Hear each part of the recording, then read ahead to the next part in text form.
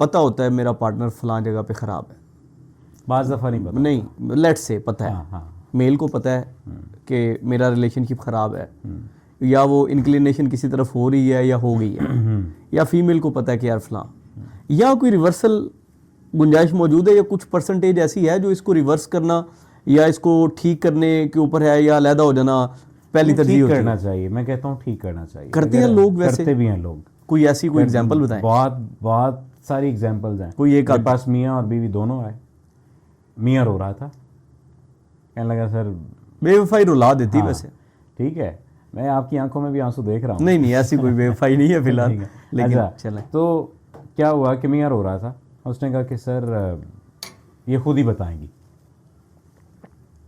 तो वो भी रोने लग गई और उन्होंने बताया सर ये हुआ, इनके दोस्त के साथ मेरा ताल्लुक़ बन गया, अब ये मैं चाहती हूँ मुझे छोड़ दें, मुझे तलाक दे दें, मैंने बुरा फेल किया है और मुझे तलाक दे दें, मैं अपने घर चली जाती हूँ। तो मैंने उनसे पूछा कितने बच्चे हैं, उन्होंने बताया 3 बच्चे हैं। मैंने शौहर से पूछा कि वो तलाक खुद मांग रही हैं, तो उन्होंने कहा सर वो तलाक मांग रही हैं गिल्ट में आकर, ये नहीं है कि वो शादी करना चाहती। तो मैंने कहा आप शादी करना चाहती हैं उस शख्स से, इसलिए तलाक मांग रही हैं? तो उन्होंने कहा नहीं, मैं इसको देखती हूँ तो मुझे अपने आप से घिन आती है, अपना आप बुरा लगता है ओके कि मैंने इसके साथ बेवफाई की, इतना अच्छा है, इतनी चीज़ें, लेकिन मैं बहक गई थी, मुझे या उसने बहका लिया था, फुसला लिया था, जो भी।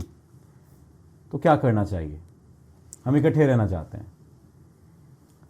उन्हें जो 2-3 मशवरे दिए वो तो मैं यहाँ पर रिपीट नहीं करूँगा, वो तो ज़ाहिर है कि उनके ज़ाती किस्म के मशवरे थे, लेकिन उनका रुझान आपस में बढ़ गया और उनका ताल्लुक बेहतर हो गया, क्योंकि दोनों चाहते थे बेहतर करना। ओके। अब मैं इस बात पर जोर दिया करता हूँ कि अगर तरफ़ैन में से कोई एक बेवफा हो तो कोशिश करें कि उसके साथ अपने ताल्लुकात को बेहतर कर लें। वजह ये होती है कि शादीशुदा ज़िंदगी में फिर 2 ख़ानदान नहीं 8 ख़ानदान ख़राब होते हैं। ओके, ठीक है, बच्चे भी डिस्टर्ब हो गए, फिर बच्चे आगे फिर डिस्टर्ब होंगे, फिर इधर से फ्रस्ट्रेशन में रहेंगे, बहुत लंबा, सारी ज़िंदगी, बहुत ज़्यादा, बहुत लंबा गया, सारी ज़िंदगी जितना भी लाइफ स्पैन है, ये टाइम है, उतना वो रहेंगे। तो इसलिए कोशिश करें कि रिवर्स हो जाए।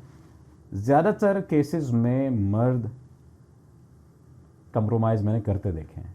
अच्छा, हाँ, बड़ा अजीब सिनेरियो है, बड़ा मुश्किल मामला है। औरतें तो कंप्रोमाइज़ करती हैं कि उन्हें पता चलता है कि मर्द जो है उनका छोड़ रहा है या मर्द कहीं और जा रहा है, तो औरतें तो कंप्रोमाइज़ करती हैं बच्चों की बिना पर, अपने माँ बाप की इज़्ज़त की वजह से या अपनी इज़्ज़त की वजह से। लेकिन मर्द मैंने अक्सर देखा है जो चलकर आ जाते हैं, जो समझ लेते हैं, जो ताल्लुक़ की अहमियत को जान लेते हैं, वो अपने ताल्लुक़ को बहाल कर लेते हैं, वो माफ़ कर देते हैं।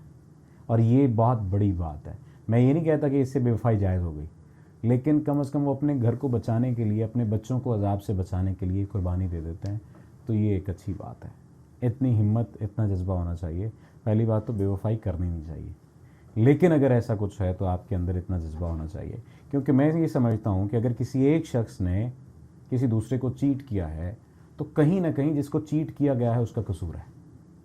वो कसूर क्या, उसको आइडेंटिफाई करना ज़रूरी है। बिल्कुल ठीक है जी। देखें, जो हम हराम रिलेशनशिप्स पे बात कर रहे थे वो सोसाइटी में क्योंकि पाए जा रहे हैं तो उस पर बात कर रहे थे, अदरवाइज़ हमारी तरजीह उस मौजू पे बात करना नहीं थी, नहीं थी, और हो गया, इसलिए डिस्कशन हुई कि वो हो रहा है।